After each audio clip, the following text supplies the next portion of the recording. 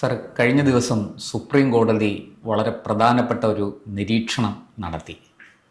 സത്യത്തിൽ നമ്മുടെ മാധ്യമങ്ങൾ അത് വലിയ ചർച്ചയാക്കേണ്ടതായിരുന്നു.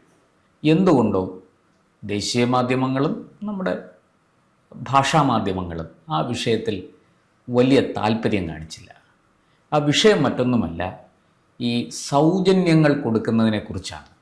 ഓരോ സംസ്ഥാന സർക്കാരുകളും വലിയ തോതിൽ ജനങ്ങൾക്ക് സൗജന്യങ്ങൾ കൊടുക്കുകയാണ്. യാത്രാ സൗജന്യം, വൈദ്യുതി നിരക്കിൽ സൗജന്യം കൊടുക്കുന്നു, അങ്ങനെ പല പല സൗജന്യം.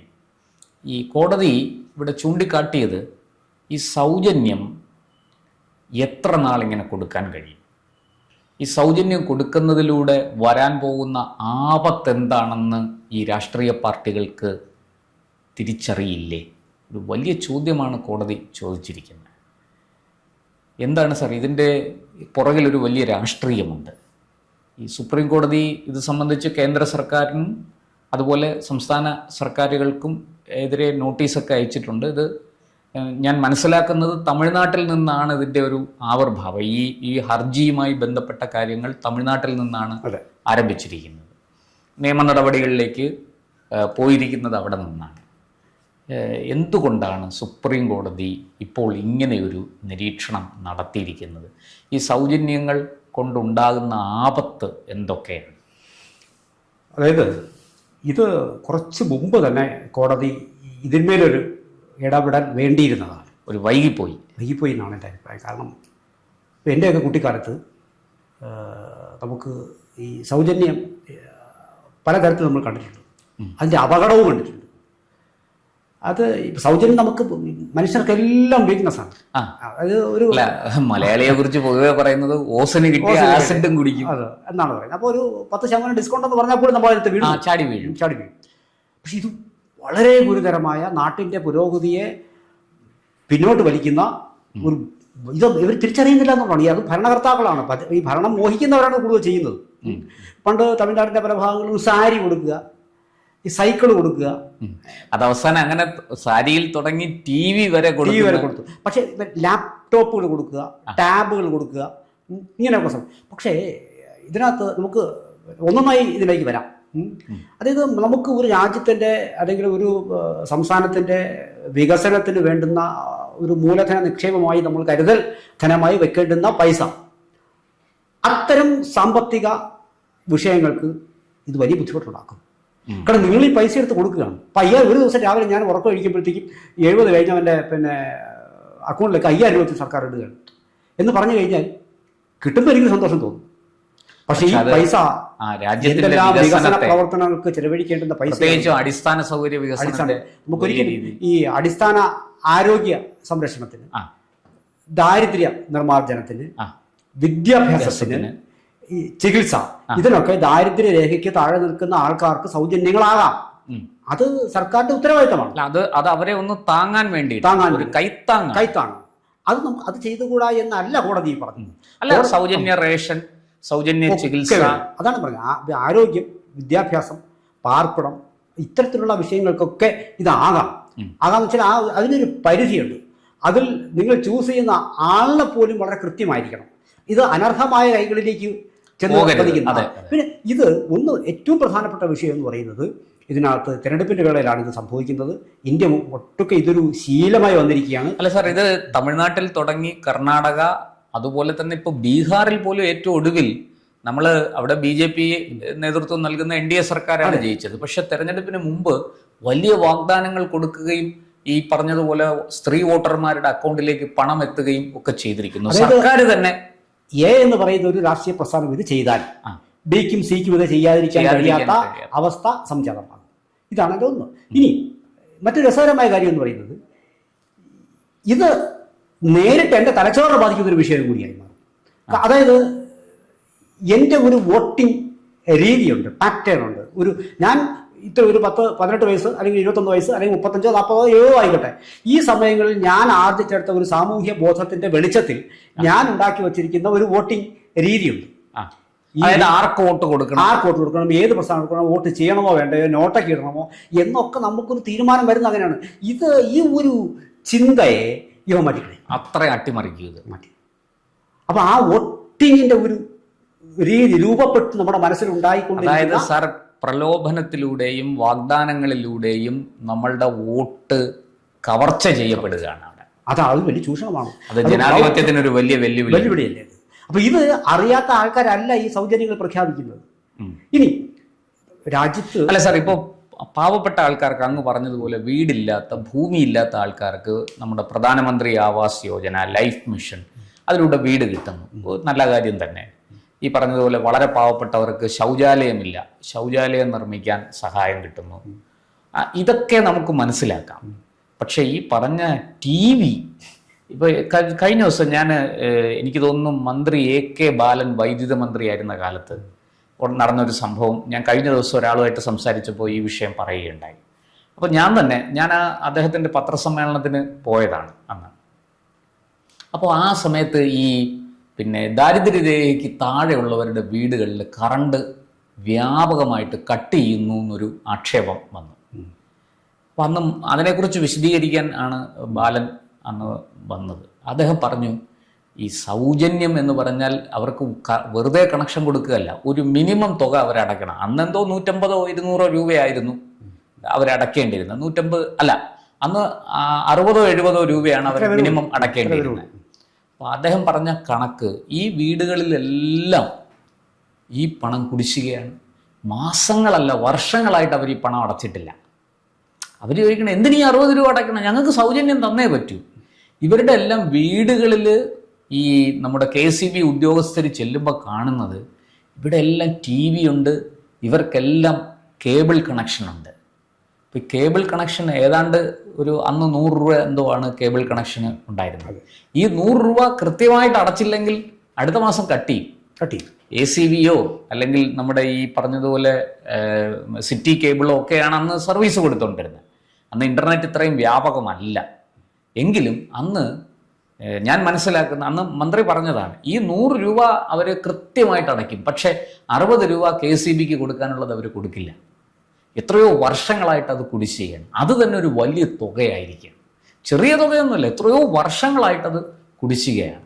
അപ്പോൾ ഇത് സ്വാഭാവികമായിട്ടും ഇത് സർക്കാരിന് ഇനിയും സഹിക്കാൻ കഴിയില്ല. കാരണം KCB വലിയ നഷ്ടത്തിലേക്ക് പോയിക്കൊണ്ടിരിക്കുകയാണ്. ഈ നഷ്ടം പിടിച്ചു നിർത്താൻ ഏതെല്ലാം രീതിയിൽ കുടിശ്ശിക പിരിച്ചെടുക്കാനുണ്ടോ അതെല്ലാം പിരിച്ചെടുക്കണം എന്നുള്ളതാണ് ഞങ്ങളുടെ നിലപാട്. നമുക്ക് ഒരു തരത്തിൽ ഇപ്പൊ സർക്കാരിന് പ്രവർത്തിക്കാൻ ഒരു ചെലവുണ്ട്. അതെ, സർക്കാരിന് തീർച്ചയായിട്ടും ദൈനംദിന ആവശ്യങ്ങളെല്ലാം നിർവഹിക്കപ്പെടണം. ഇത് ചെന്ന് നമ്മളെ കൊണ്ട് എത്തിക്കുന്ന ഇടമെന്ന് പറയുന്നത് നമുക്ക് ഈ വികസനത്തിന് വേണ്ടിയുള്ള പ്രവർത്തനങ്ങൾക്കുള്ള ചെലവുകളുണ്ട്. ആ ചെലവിന് നമ്മൾ ചെലവഴിക്കുന്ന ആ പൈസ ഗണ്യമായി കുറയും. ഇനി സാമ്പത്തിക അസമത്വം ഉണ്ടാക്കും, അനിശ്ചിതത്വം ഉണ്ടാക്കും. ഇതൊന്നും പോരാഞ്ഞിട്ട് ഈ തരുന്നവനോടുള്ള ആശ്രിത മനോഭാവം കൂടി എൻ്റെ മനസ്സിൽ മുമ്പോട്ട് വരും. ഇതൊന്നും ആലോചിച്ചു. പണ്ട് തൊഴിലില്ലായ്മ വേതനം ഇത്ര കഷ്ടപ്പെട്ടാൽ നിർത്തിയത്. അപ്പൊ തൊഴിലില്ലായ്മ വേതനം എന്ന് പറഞ്ഞപ്പോ ഇത് കൊടുക്കുന്ന ചില രാജ്യങ്ങളുണ്ടാവും. കാരണം അവന് സർവ്വ തരത്തിലും സമ്പുഷ്ടമാണ് അവിടെ. അവനത് ചെയ്യാൻ പറ്റും. അവന് ഒരു 60 or 70 വയസ്സ് കഴിഞ്ഞാൽ എൻ്റെ കംപ്ലീറ്റ് ഉത്തരവാദിത്വം, അവൻ്റെ ചെലവും കാര്യങ്ങളൊക്കെ സർക്കാർ ചിലപ്പോൾ വഹിക്കാൻ കഴിഞ്ഞിരിക്കും. അതിന് പ്രാപ്തമായ ഒരു സാമ്പത്തിക അവസ്ഥ, കുഞ്ഞൻ രാജ്യമായിരിക്കും, ചിലപ്പോൾ അതിനകത്ത് ലക്ഷങ്ങളായിട്ട് ആൾക്കാരെ കാണുള്ളൂ. ഇന്ത്യ പോലും സ്ഥലത്തെ, ഇന്ന് ബീഹാർ പോലും സ്ഥലത്ത് 145 കോടി ജനസംഖ്യയുള്ള കേരളമാവട്ടെ എവിടെയാണ് ഇത്രയും കോടി ജനങ്ങളുള്ള സ്ഥലത്ത് ഈ പൈസ ഇങ്ങനെ ചെലവഴിക്കുക എന്ന് പറഞ്ഞാൽ ഇതിൻ്റെ മൂക്കേറുടെ ഇത് വാസ്തവത്തിൽ രാഷ്ട്രീയ പാർട്ടികളെല്ലാം കൂടി ഒരുമിച്ച് തന്നെ ഇതിനകത്ത് അവർക്കാണെങ്കിൽ ഉത്തരവാദിത്വം പറയുന്നത്. അതിൽ കോടതി ഇടപെടേണ്ടുന്ന ഒരു അവസ്ഥ വരിക എന്ന് വെച്ചാൽ വളരെ ഗൗരവമാണ്. ഈ ഉത്തരവാദിത്തമുള്ള രാഷ്ട്രീയ പ്രസ്ഥാനങ്ങൾ, എനിക്ക് തോന്നുന്നു പണ്ട് TN ശേഷൻ അദ്ദേഹം വന്നപ്പോഴാണ് തിരഞ്ഞെടുപ്പിന്റെ ചെലവുകൾ പോസ്റ്റ് വലിയ രീതിയിൽ നിയന്ത്രിച്ചത്. ഇങ്ങനൊരു പോസ്റ്റ് പോലും ഭാരതത്തിലുണ്ട് എന്ന് ശേഷം വരുമ്പോഴാണ്. അപ്പോൾ ചെലവുകൾ അവിടെ കുറയ്ക്കപ്പെട്ടു. പരമ്പരാഗതമായി ബൂത്ത് ക്യാപ്ചറിംഗ് എന്ന് പറയുന്ന സൂത്രം നമുക്ക് കണ്ടുവന്നിട്ടുണ്ട്. സാർ അങ്ങനെ പറയുമ്പോഴാണ് ബീഹാറിലും UPയിലും ഒക്കെ ഈ ബൂത്ത് പിടുത്തം ഇല്ലാത്ത ഒരു തെരഞ്ഞെടുപ്പ് പോലും. ഇപ്പൊ ഒരു പോസ്റ്റർ ഒട്ടിക്കുമ്പോൾ ഒന്ന് സൂക്ഷിക്കും വരവ് ചെലവുകൾ. ഇപ്പൊ വീണ്ടും അത് കുറച്ചുകൂടി ഒന്ന് അയഞ്ഞു പോയിട്ടുണ്ട്. കാരണം എല്ലാവരും ഇതിനകത്ത് മിണ്ടില്ല. കാരണം എല്ലാവരും ഇതിന്റെ ബെനിഫിഷ്യറീസ് ആണ്, പൊളിറ്റിക്കൽ പാർട്ടീസ് എല്ലാവരും തന്നെ. പക്ഷെ ഇതിനൊരു അപവാദമുണ്ട് സാർ, അതും കൂടി ഞാൻ പറയാം. കഴിഞ്ഞ 2024 ലോക്സഭാ തെരഞ്ഞെടുപ്പിൽ നമ്മുടെ നാഗ്പൂരിൽ നിന്ന് മത്സരിച്ച കേന്ദ്ര ഉപരിതല ഗതാഗത വകുപ്പ് മന്ത്രി നിതിൻ ഗഡ്കരി, അദ്ദേഹം ഒരു ഫ്ലെക്സ് വെച്ചില്ല, ഒരു പോസ്റ്റർ അടിച്ചില്ല, ഒന്നും ചെയ്തിട്ടില്ല. BJP പ്രവർത്തകർ വീടുകളിലൊക്കെ ചെന്ന് വോട്ട് ചോദിച്ചു, പക്ഷെ ഒരു ലഘുലേഖ പോലും ആൾക്കാർക്ക് കൊടുത്തില്ല. അദ്ദേഹം പറഞ്ഞത്, ഞാൻ ചെയ്ത നല്ല കാര്യങ്ങൾ ജനങ്ങൾക്ക് ബോധ്യമുണ്ട്, അത് വെച്ച് അവർ എനിക്ക് വോട്ട് തരും, എനിക്ക് പരിപൂർണ വിശ്വാസമുണ്ട്, ഞാൻ ജയിക്കും. അല്ലാതെ എനിക്ക് ഈ ഫ്ലെക്സും ഈ ലഘുലേഖകളും ഇങ്ങനെ കാടടച്ചുള്ള പ്രചാരണ പരിപാടികളും എനിക്ക് വേണ്ട. പക്ഷെ അദ്ദേഹം അവിടുന്ന് വിജയിച്ചു, നല്ല ഭൂരിപക്ഷത്തിലാണ് വിജയിച്ചത്. ഇതൊരു മാതൃകയാക്കാവുന്ന ഒരു രീതിയാണ്. അല്ല, ഒരുപാട് മാറ്റങ്ങൾ 2014 ശേഷം ഭാരതത്തിൽ വരുമ്പോൾ അത് അങ്ങനെ ഇത്തരം മാറ്റങ്ങൾ നടപ്പിൽ വരുത്താൻ മുൻകൈയെടുത്ത് മുന്നിൽ നിന്ന് പ്രവർത്തിക്കുന്ന ഒരു പ്രധാനമന്ത്രിയുള്ള സാഹചര്യത്തിൽ അദ്ദേഹത്തിൻ്റെ ശ്രദ്ധയിൽ ഇങ്ങനെയുള്ള സംഭവം ഉണ്ടാവണം. ഇപ്പോൾ BJPയുടെ പല തരത്തിലുള്ള ഈ ഇലക്ഷനുമായി ബന്ധപ്പെട്ടിട്ടുള്ള ഡിജിറ്റലിയാണ് നമ്മൾ വരുന്നത്. അപ്പൊ അതിൽ അദ്ദേഹം കുറച്ച് കൂടുതൽ എന്തുകൊണ്ടാണ് ഇത്തരം കാര്യങ്ങൾ ഇന്ന് സോഷ്യൽ മീഡിയ വ്യാപകമായി ഉപയോഗിക്കാം. നമുക്ക് എന്തിനാ വഴി വാട്സാപ്പ് ഉണ്ട്, ടെലഗ്രാം ഉണ്ട്, ഫേസ്ബുക്ക് ഉണ്ട്, ട്വിറ്റർ ഉണ്ട്, ത്രെഡ് ഉണ്ട്, ഇൻസ്റ്റാഗ്രാം ഉണ്ട്. ഈ പ്രാകൃതമായ നടപടികളിൽ നമ്മൾ ഇപ്പോഴും പോകുന്നില്ല. ഒരു പാർട്ടിയുടെ സമ്മേളനം ഉണ്ടെങ്കിൽ റോഡ് മുഴുവൻ മറച്ചിട്ട് കാഴ്ച ഫ്ലക്സ് ഇപ്പോഴും തിരുവനന്തപുരത്ത് ഇപ്പോൾ പുതിയ മേയർ വന്നപ്പോഴും ഇതുണ്ടാകും. അതൊന്നും പെട്ടെന്ന് നിർത്താൻ പറ്റുന്ന കാര്യങ്ങളല്ല. കാരണം നമ്മൾ ട്യൂൺഡാണ്. ഇതില്ലെങ്കിൽ രാവിലെ ഇറങ്ങുമ്പോഴത്തേക്കും മുഖ്യമന്ത്രിയുടെ ഫേസ് അല്ലെങ്കിൽ ഏത് മുഖ്യമന്ത്രി ആയിക്കോട്ടെ കണ്ടില്ലെങ്കിൽ ഞാനൊരു 100 രൂപ ഒരിടത്ത് ഒരു അമ്പലത്തിൽ കൊടുത്താൽ പോലും അത് വലിയ ദൂരത്തിൽ ഇന്ന ആൾ വക എന്ന് എഴുതി വെക്കണമെന്നുള്ളൊരു അങ്ങനൊരു ബോധ്യം എൻ്റെ മനസ്സിൽ അടിയുറച്ചു, പ്രത്യേകിച്ച് മലയാളിക്ക് അടിയുറച്ചു പോയി. പിന്നെ ഒരു കാര്യം നമുക്ക് എങ്കിലും ഞാൻ ചിന്തിക്കുന്നത് ഇപ്പം ഇങ്ങനെയുള്ള വികസന പ്രവർത്തനങ്ങൾക്കുള്ള ഇതിന് തടസ്സമായി നിൽക്കും ഇതൊന്ന്. ഇനി മറ്റൊരു പ്രശ്നത്തിൽ ഇതൊക്കെ ആണെങ്കിലും ഇന്ത്യയെ സംബന്ധിച്ച് നമ്മുടെ നാട്ടിൽ നിയമം അനുസരിച്ച് എല്ലാത്തിനും ഒരു പഴുത് കാണും. ഈ പഴുത് കൂടിയായിരിക്കും ഇവർക്ക് കൊടുക്കുന്നത്. ഇപ്പോൾ സൈക്കിൾ കൊടുത്താൽ സ്വാഭാവികം പറയും ഞങ്ങൾ ഇങ്ങനൊരു മാനദണ്ഡം വെച്ചു, ഈ കുട്ടിക്ക് ഇത്ര ദൂരം സൈക്കിൾ കിട്ടുന്നത് ആരോഗ്യത്തിന് നല്ലതാണ്, ഈ കുട്ടിക്ക് മാതാപിതാക്കൾക്ക് ഈ ഒരു സൈക്കിൾ വാങ്ങിച്ചാൽ സൈക്കിൾ വാങ്ങിച്ചു കൊടുക്കേണ്ട പൈസയില്ല, ഇതൊക്കെ പറഞ്ഞുകൊണ്ട് സൈക്കിൾ കൊടുക്കും. എങ്ങനെയെങ്കിലും സൈക്കിൾ എത്തിക്കും. ഈ പഴുതുകൾ കണ്ടെത്തി സൈക്കിൾ എത്തിക്കും. ഇതാണ് രാഷ്ട്രീയ പൊളിറ്റിക്കൽ പാർട്ടീസ് വീണ്ടും ഇത് രാജ്യദ്രോഹമാണ് വാസ്തവത്തിൽ. നമ്മുടെ ആൾക്കാർക്ക് നശിപ്പിക്കുക. കൊടുക്കണ്ട എന്നല്ല പറയുന്നത്, ഇതെല്ലാം കൊടുക്കാം. അല്ല, അർഹരായവർക്ക് കൊടുക്കും. ഇതിൽ ഏറ്റവും പക്ഷേ ഇപ്പൊ കർണാടകയിൽ ഏറ്റവും ഒടുവിൽ നടന്നത് സ്ത്രീകൾക്ക് മുഴുവനും ബസ് യാത്ര സൗജന്യമാക്കി. എന്താ പറ്റിയെന്ന് വെച്ചാൽ പെണ്ണുങ്ങളെല്ലാം കൂട്ടത്തോടെ ഇറങ്ങി ഇങ്ങനെ നാടൊട്ടുക്ക് തീർത്ഥാടനം നടത്തുകയാണ്. ഇപ്പോൾ വീടുകളിൽ വാസ്തവത്തിൽ ഒരു കുടുംബം ഒരുമിച്ച് തീർത്ഥാടനത്തിന് പോകുന്നതും അവിടുത്തെ സ്ത്രീ മാത്രം ഇറങ്ങി സംഘം ചേർന്ന് ആ നാട്ടിലെ അല്ലെങ്കിൽ ആ ഗ്രാമത്തിലെ സ്ത്രീകളെല്ലാം കൂടെ ചേർന്ന് തീർത്ഥാടനത്തിന് പോകുന്നതും രണ്ടാണ്. അപ്പോൾ ഇപ്പം എന്താ സംഭവിക്കണമെന്ന് വെച്ചാൽ ഇത് സൗജന്യമാണ്, ഇവർക്ക് ടിക്കറ്റ് എടുക്കണ്ട, അവർക്ക് എത്ര കർണാടകയ്ക്കുള്ളിൽ എവിടെ വേണമെങ്കിലും യാത്ര ചെയ്യാം. ഇതിലൂടെ കർണാടക ട്രാൻസ്പോർട്ട് കോർപ്പറേഷന് സംഭവിക്കുന്ന ഭീമമായ നഷ്ടം, അതിന്റെ കണക്കുകളൊക്കെ വാർത്ത പുറത്തു വന്നില്ല. സാമ്പത്തിക അസമത്വം മാത്രമല്ല അനിശ്ചിതത്വം ഇന്നല്ലെങ്കിൽ അവർ കാത്തിരിക്കുന്നതാണ്.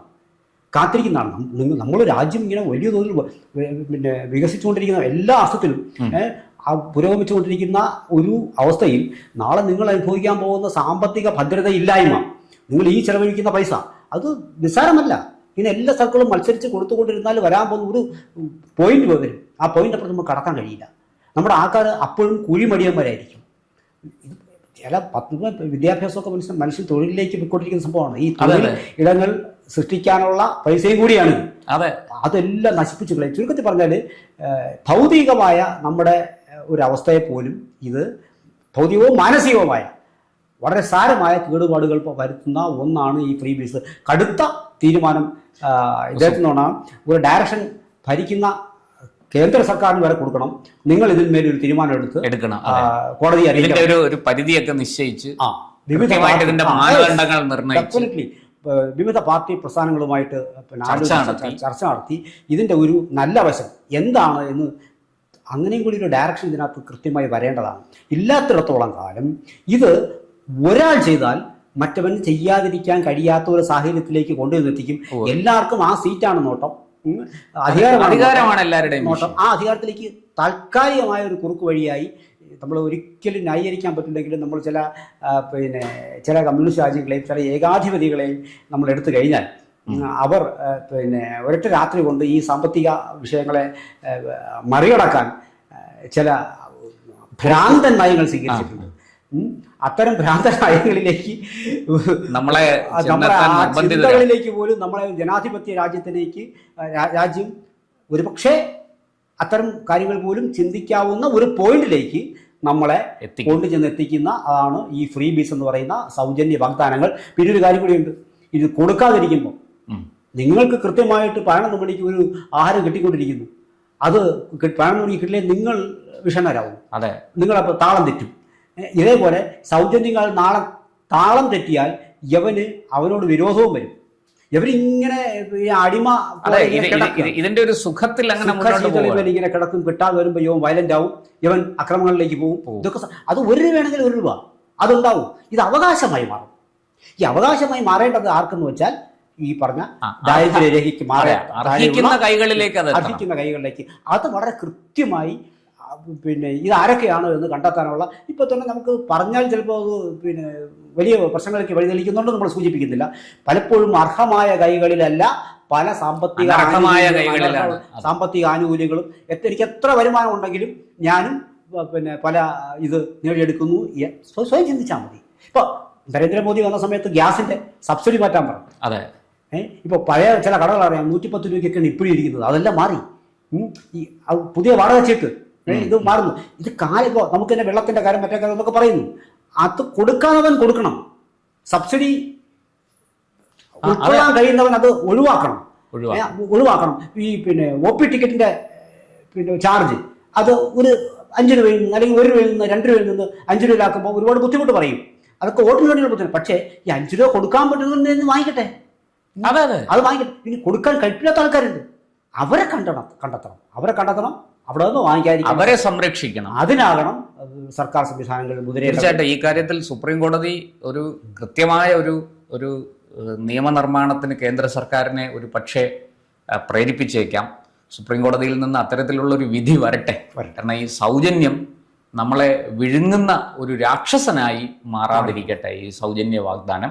രാഷ്ട്രീയ പാർട്ടികൾ ഇക്കാര്യത്തെക്കുറിച്ച് ശക്തമായ ഒരു പുനർവിചിന്തനം നടത്തട്ടെ എന്ന് മാത്രമേ നമുക്ക് ഈ അവസരത്തിൽ പറയാൻ കഴിയൂ. കൂടുതൽ വാർത്തകളും വിശേഷങ്ങളും നേരിട്ട് ലഭിക്കാൻ ജനങ്ങളിൽ നിന്ന് ജനങ്ങളിലേക്ക് ജനഭൂമി ന്യൂസ് സബ്സ്ക്രൈബ് ചെയ്യൂ. ബെൽ ബട്ടൺ അമർത്താനും മറക്കരുത്.